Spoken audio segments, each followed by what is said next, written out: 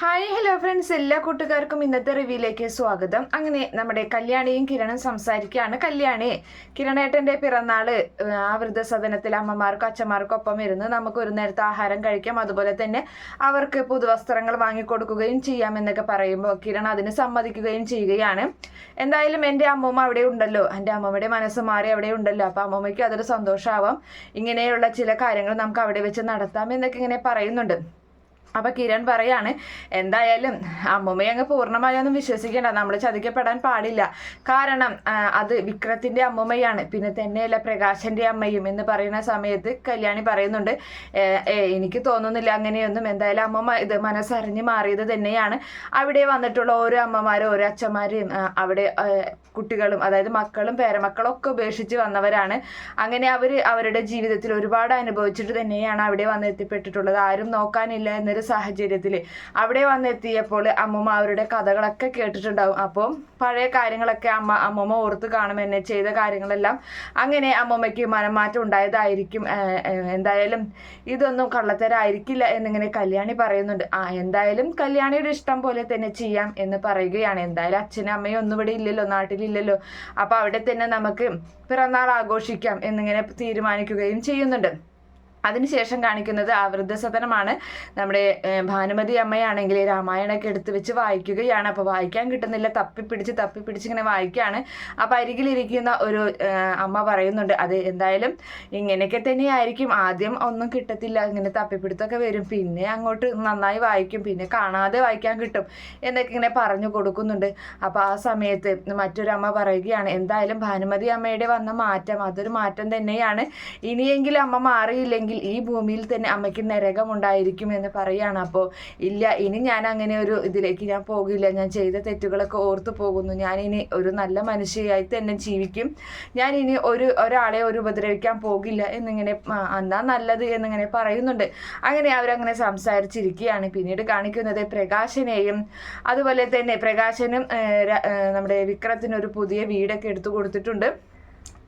സരയാണ് സഹായിച്ചിട്ടുള്ളത്. അപ്പോൾ ആ വീട്ടിലേക്ക് സരയ് വന്നിരിക്കുകയാണ്. അങ്ങനെ പ്രകാശനാണെങ്കിൽ അടുക്കളയിൽ പോയി ഒരു ചായ കെട്ടുകൊണ്ട് വന്ന് കൊടുക്കുന്നുണ്ട് സരയുന്. ഇതുവരെ ഞാൻ അടുക്കളയിൽ കയറിയിട്ടില്ല, അതുകൊണ്ട് ചായ ഉണ്ടാക്കിയത് എങ്ങനെയുണ്ടെന്നൊന്നും അറിയില്ല എന്ന് പറഞ്ഞ് ആ ചായ കൊടുക്കുന്നുണ്ട്. ആ ചായ വാങ്ങി സരയ് കുടിക്കുകയും ചെയ്യുകയാണ്. എന്നിട്ട് പറയാണ്, അവൻ്റെ ആ പിറന്നാൾ ആഘോഷം അത് എല്ലാവരും ചേർന്ന് അടിപൊളിയാക്കാറാണ്. അവൻ്റെ അമ്മയും ഞാനും എൻ്റെ അച്ഛനും അമ്മയും എല്ലാവരും ചേർന്നാണ് എല്ലാ പിറന്നാൾ ആഘോഷിക്കാറ്. പക്ഷെ ഇപ്രാവശ്യം എന്നെയും എൻ്റെ അമ്മയെ എൻ്റെ അച്ഛനെയൊക്കെ മാറ്റി നിർത്തുകയാണ് അവരാഘോഷിക്കാൻ തീരുമാനിച്ചിട്ടുണ്ട്. ആ ആഘോഷത്തിനൊടുവിൽ അവനെ ഇല്ലാതാക്കണം, അത് നിനക്ക് ഞാൻ തന്നിട്ടുള്ളതാണെന്നൊക്കെ വിക്രത്തിനോട് പറയുന്നുണ്ട്. അപ്പോൾ പ്രകാശം പറയാണ്, മോൾ എന്തായാലും സമാധാനമായിട്ടിരിക്കും സരയു, ഇവനെ മോൾക്ക് ശരിക്കും അറിയാണ്ടാണ്, ഇവൻ്റെ കൂടെ കുറേ ഗ്യാങ് പുറത്തുണ്ട്, അതുകൊണ്ട് അവരുടെയൊക്കെ കയ്യിൽ പൈസ കൊടുത്തു കഴിഞ്ഞാൽ അവരെന്തായാലും അവനെ തീർത്തിരിക്കും. അപ്പോൾ ആ സമയത്ത് സരയു പറയാണ്, ഇതൊക്കെ തന്നെയാണ് ഇതിനു മുൻപും പറഞ്ഞത്, നിനക്ക് ഓർമ്മയുണ്ടല്ലോ ആ താരയെ നിന്നെ കൊല്ലാൻ ഏൽപ്പിച്ച കാര്യം, ആ ബെഡിൽ എങ്ങനെ കിരൺ വന്ന് മൂടി പുതച്ച് കിടന്നു, അതുകൊണ്ട് നമ്മളുടെ ഓരോ നീക്കവും അവർ ശ്രദ്ധിക്കുന്നുണ്ടെന്ന് അർത്ഥം, അവരല്ലെങ്കിൽ അവരുടെ ആൾക്കാർ, അതുകൊണ്ട് നിന്റെ പുറകെ ആൾക്കാരുണ്ടാവും, കാര്യങ്ങളൊക്കെ രഹസ്യമായിരിക്കണം എന്നും കൂടി സരയു ഓർമ്മപ്പെടുത്തുകയാണ്. അതൊക്കെ അത്ര തന്നെയുള്ളൂ, സരയു ധൈര്യമായിട്ടിരിക്കും, ഞങ്ങൾ എന്താണെന്ന് വെച്ചാൽ ചെയ്തോളാം എന്നിങ്ങനെ പറഞ്ഞിട്ട് എന്നാ ശരി എന്നും പറഞ്ഞ് അവിടെ നിന്നും നമ്മുടെ സരയു പോവുകയാണ്. കാര്യങ്ങളൊക്കെ എത്രയും പെട്ടെന്ന് ആയിക്കൊള്ളണം എന്നും പറഞ്ഞിട്ട്. അപ്പോൾ ആ സമയത്ത് പ്രകാശം പറയുന്നുണ്ട്, കണ്ട അവള് പറഞ്ഞിട്ട് പോയത് നിന്നെ കൊണ്ടാണ്, നീ കാരണമാണ് ഈ ജീവിതം ഇങ്ങനെയൊക്കെ ആയി തീർന്നത് എന്ന് പ്രകാശൻ വിക്രത്തിനെ കുറ്റപ്പെടുത്തുമ്പോൾ വിക്രം പറയുന്നുണ്ട്, അതെ എന്നെ കൊണ്ടൊന്നും പറയിപ്പിക്കണ്ട, ലോകം മുഴുവനും സംബന്ധം കൂടാൻ പോകുമ്പോൾ ആലോചിക്കണം, മിണ്ടാതെ അവിടെ ഇരിക്കുന്ന എന്നിങ്ങനെ പറയുന്നുണ്ട്. അപ്പൊ പ്രകാശം വായും പൂട്ടി അവിടെ മിണ്ടാതിരിക്കുകയാണ്. അതിനുശേഷം നമ്മുടെ വൃദ്ധസദനത്തിലെ ഭാനുമതി അമ്മ ചെടികൾക്ക് വെള്ളം നനയ്ക്കുകയാണ്. അപ്പോൾ ഒരു അമ്മ ഓടി വന്നിട്ട് പറയുന്നുണ്ട്, നിങ്ങൾ അറിഞ്ഞായിരുന്നോ കാര്യങ്ങളെന്ന് ചോദിക്കുമ്പോൾ എന്താ എന്ന് പറയുന്നുണ്ട്. നിങ്ങൾ ചെറുമക്കളുണ്ടല്ലോ, അതായത് നമ്മുടെ കല്യാണി മേഡത്തിൻ്റെ ഭർത്താവുണ്ടല്ലോ, അതിൻ്റെ പിറന്നാൾ ഇവിടെ ആഘോഷിക്കാനാണ് അവർ തീരുമാനിച്ചിട്ടുള്ളത്. കല്യാണി മോളുടെ അമ്മൂമ്മയാണല്ലോ നിങ്ങൾ, അപ്പോൾ ആ അമ്മൂമ്മയ്ക്കൊപ്പം നടത്താൻ, അതുകൊണ്ടായിരിക്കും ഇവിടെ ഇപ്രാവശ്യം ഇങ്ങനെ ഒരു തീരുമാനം എന്നിങ്ങനെ പറയുമ്പോൾ ഭാനുമതി അമ്മയ്ക്ക് സന്തോഷമാവുന്നുണ്ട്. അപ്പോൾ ഭാനുമതി പറയാണ്, അവള് നല്ല കുട്ടിയാണ്, അവള് നല്ല മനസ്സുള്ളവളാണ്, അവള് നല്ല ദൈവാധീനമുള്ള കുട്ടിയാണ് എന്ന് പറയുന്നുണ്ട്. ആ കിരൺ സാറും കിരൺ മോനും അങ്ങനെ തന്നെയാണ്, രണ്ടുപേരും എല്ലാവരെയും സഹായിക്കുന്ന കൂട്ടത്തിലാണ്, അവർക്ക് നല്ലത് മാത്രമേ വരുള്ളൂ എന്നിങ്ങനെയൊക്കെ പറയുന്നുണ്ട്. അങ്ങനെ ഭാനുമതി അമ്മയ്ക്ക് അത് കേൾക്കുമ്പോൾ സന്തോഷമാവുകയാണ്.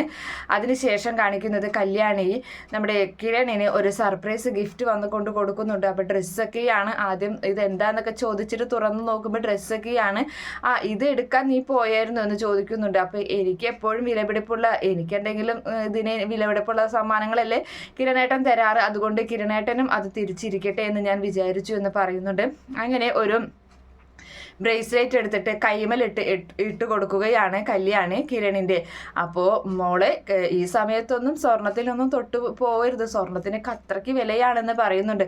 അപ്പോൾ ആ സമയത്ത് ഇതിപ്പോൾ ഞാൻ കടം വാങ്ങിയ പൈസയൊന്നുമല്ലല്ലോ, നമ്മളുടെ ബിസിനസ് അത്ര നല്ല രീതിയിൽ മുന്നോട്ട് പോകുന്നുണ്ട്. ഇപ്പോൾ കാർത്തികേച്ചിയുടെ കമ്പനിയും കൂടി നമ്മളുടേക്ക് ലയിച്ചത് കൊണ്ട് ഒരുപാട് ലാഭം നമുക്കുണ്ടായിക്കൊണ്ടിരിക്കുന്നുണ്ട്. പിന്നെ നമ്മൾ വിട്ടുകൊടുക്കുന്ന വേണ്ട എന്ന് വെക്കുന്ന പ്രൊജക്റ്റുകൾ മാത്രമാണ് പുറത്തേക്ക് പോകുന്നത് മറ്റ് കമ്പനികൾക്ക്. അതുകൊണ്ട് നമുക്ക് അങ്ങനെയൊന്നും പേടിക്കേണ്ട എന്നിങ്ങനെ പറയുന്നുണ്ട്. അങ്ങനെ കല്യാണി പറയാണ് ഇത് എവിടുന്നാ വാങ്ങിയതെന്നറിയോ എന്ന് ചോദിക്കുന്നുണ്ട്. അപ്പോൾ അതിപ്പോൾ ചോദിക്കാനൊന്നുമില്ലല്ലോ, മൂർത്തീസ് ജ്വല്ലറിയിൽ നിന്നായിരിക്കില്ലേ എന്നിങ്ങനെ കിരൺ പറയുന്നുണ്ട്. അതെ, അപ്പോൾ നീ ആദർശിനെ കണ്ടായിരുന്നു അവിടെ പോയപ്പോൾ എന്ന് ചോദിക്കുമ്പോൾ ഇല്ല ഞാൻ കണ്ടില്ല, എന്നാലും ഞാൻ അവിടെ വന്നതറിഞ്ഞ് എന്നെ വിളിച്ചായിരുന്നു. പിന്നെ ഡിസ്കൗണ്ട് അത് പണിക്കൂലിയിൽ 50% ഡിസ്കൗണ്ട് പിന്നെ മറ്റു ഡിസ്കൗണ്ടുകളൊക്കെ തന്നിരുന്നു എന്നിങ്ങനെ പറയുന്നുണ്ട്. എന്തായാലും നമുക്ക് രണ്ടുപേർക്കും കൂടി ഒന്ന് പുറത്തേക്ക് പോവാം, നാളെ എന്തായാലും അവിടെയാണല്ലോ, അപ്പോൾ ഇന്ന് നമുക്ക് രണ്ടുപേർക്കും പുറത്തൊന്ന് പോയി കറങ്ങാമെന്ന് പറയുമ്പോൾ കല്യാണി പറയുന്നുണ്ട് അതെ അങ്ങനെ കറങ്ങുന്നതൊക്കെ ഒന്ന് പേടിച്ചിട്ട് വേണം, കാരണം ഞാൻ പല സ്വപ്നങ്ങളും കാണുന്നുണ്ട് എന്ന് പറയുന്നുണ്ട്. അതൊന്നും ഇല്ല, വാ നമുക്ക് പുറത്തു പോയി കറങ്ങാമെന്നും പറഞ്ഞാൽ അവർ ഡ്രസ്സൊക്കെ മാറി വരുന്നുണ്ട്. ഇതേ സമയത്ത് സിറ്റ് ഔട്ടിലാണെങ്കിൽ താരയും ദീപയും കൂടി സംസാരിക്കുകയാണ്. അങ്ങനെ ദീപ പറയുന്നുണ്ട് താര എനിക്കൊരു മകനുണ്ട്, ആ മകനെ ഞാൻ ഇപ്പോൾ ഓർക്കാറ് പോലുമില്ല, അങ്ങനെ ഒരു മകനുണ്ടെന്ന് വരെ ഞാൻ ആൾക്കാരോട് പറയാറ് പോലുമില്ല. അതുപോലെ തന്നെയാണ് താരയുടെ കാര്യത്തിൽ സരയുവിൻ്റെ കാര്യം. അതായത് സരയു എന്തായാലും താരയുടെ മകളാണ് എന്ന് അവൾ അറിഞ്ഞു കഴിഞ്ഞാലും സ്നേഹിക്കാനൊന്നും പോകുന്നില്ല, അവൾ താരയെ ഉപദ്രവിക്കുക തന്നെയുള്ളൂ. അതുകൊണ്ട് ആ ഒരു കാര്യം അങ്ങ് മറന്നേക്കെന്നൊക്കെ ഇങ്ങനെ പറഞ്ഞു കൊടുക്കുന്നുണ്ട്. ആ സമയത്താണ് ഇവരിങ്ങനെ ഒരുങ്ങി വരുന്നത്. അപ്പോൾ ചോദിക്കുകയാണ് നിങ്ങൾ എവിടേക്കാണ് പോകുന്നതെന്ന് ചോദിക്കുന്ന സമയത്ത് ഒന്ന് പുറത്ത് പോയി കറങ്ങിയിട്ടൊക്കെ വരാമെന്ന് പറയുമ്പോൾ അത് നല്ല കാര്യം തന്നെയാണെന്നൊക്കെ ദീപ പറയുന്നുണ്ട്. അങ്ങനെ കല്യാണി പറയാണ് അമ്മേ ആൻറ്റിയുടെ അരികിൽ നിന്ന് അമ്മ എവിടേക്കും പോകരുത്, ആൻറ്റിയുടെ അരികിൽ തന്നെ ഉണ്ടാവണം, കാരണം ഒരുത്തി വട്ടമിട്ട് നടക്കുന്നുണ്ട്, ആൻറ്റി ഒരു അവസരം കിട്ടിയാൽ കൊല്ലാനായിട്ട് എന്ന് പറയുമ്പോൾ ഞാൻ എവിടേക്കും പോവില്ല മോളെ, വാതിലടച്ചെങ്ങനെ ഞങ്ങൾ രണ്ടുപേരും അകത്ത് തന്നെ ഇരുന്നോളാം എന്ന് ദീപ വാക്കു കൊടുക്കുകയും ചെയ്യുകയാണ്. അങ്ങനെ ആ സമയത്താണെങ്കിൽ സരയു അത് അപ്പുറത്തെ വീട്ടിലെ ജനലിൻ്റെ ഇടയിൽ കൂടെ നോക്കുന്നുണ്ട്. എന്നിട്ട് എൻ്റെ അമ്മയെ അവരവിടെ കൊണ്ട് സംരക്ഷിപ്പിക്കുകയാണ്, എനിക്ക് ജന്മം തന്നവൾ എന്നൊക്കെ ഇങ്ങനെ മനസ്സിൽ ഇങ്ങനെ കുശുമ്പുത്തിക്കൊണ്ടിരിക്കുന്നുണ്ട്. അങ്ങനെ കല്യാണിയും കിരണും കാറിൽ കയറി പോകുകയാണ്. ആ സമയത്ത് ദീപ ജനല തുറന്നെടുക്കുന്ന കാഴ്ച കാണുന്നുണ്ട്. അവിടെ ജനല തുറന്നു കിടക്കുന്നുണ്ട്. എന്തായാലും അവിടെ നിന്ന് ആൾക്കാർ നിരീക്ഷിക്കുന്നുണ്ട്. വാ താര നമുക്ക് അകത്തേക്ക് പോകാമെന്നും പറഞ്ഞ് അകത്തേക്ക് കൊണ്ടുപോവുകയാണ്. മനോഹർ ശാരിയുടെ വീട്ടിലേക്ക് വരികയാണ്. അങ്ങനെ ബെല്ലടിക്കുമ്പോൾ ശാരി വാതിൽ തുറക്കട്ടെ. ഓ നീ ആയിരുന്നു എന്ന് ചോദിക്കുന്നുണ്ട്. പിന്നെ ഞാനല്ലാതെ പിന്നെ ആരെയാണ് പ്രതീക്ഷിച്ചത് നിങ്ങളെന്ന് ചോദിക്കുന്നുണ്ട്.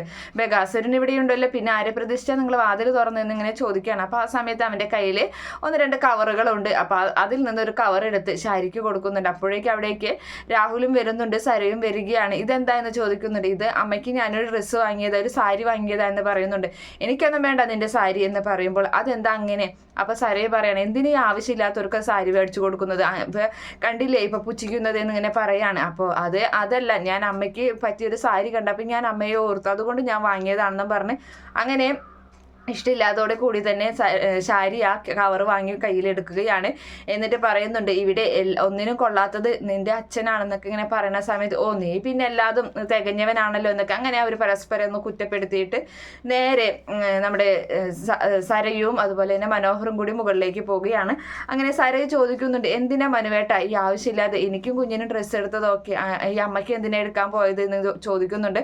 അപ്പം പറയാണ് മോളെ അമ്മയുടെ അവസ്ഥ ഒന്ന് ആലോചിച്ച് നോക്കിയേ, സ്വന്തം കുഞ്ഞ് ആണെന്ന് കരുതി അരികിൽ കിടന്നിരുന്ന കുഞ്ഞ് അത് സ്വന്തം കുഞ്ഞല്ല, ഇപ്പോഴും മനസ്സിലായിട്ടില്ല നീ അവരുടെ മകളല്ല എന്ന്. അങ്ങനെയൊക്കെ അറിഞ്ഞു കഴിഞ്ഞാൽ ആ അമ്മയുടെ അവസ്ഥ ഒന്ന് ആലോചിച്ച് നോക്കി, എല്ലാത്തിനും കാരണം നിന്റെ അച്ഛനാണ് എന്നൊക്കെ ഇങ്ങനെ പറഞ്ഞു കൊടുക്കുന്നുണ്ട്. അപ്പോൾ ആ അമ്മയുടെ അവസ്ഥ ആലോചിച്ചപ്പോൾ എനിക്ക് സഹിക്കാൻ പറ്റിയില്ല.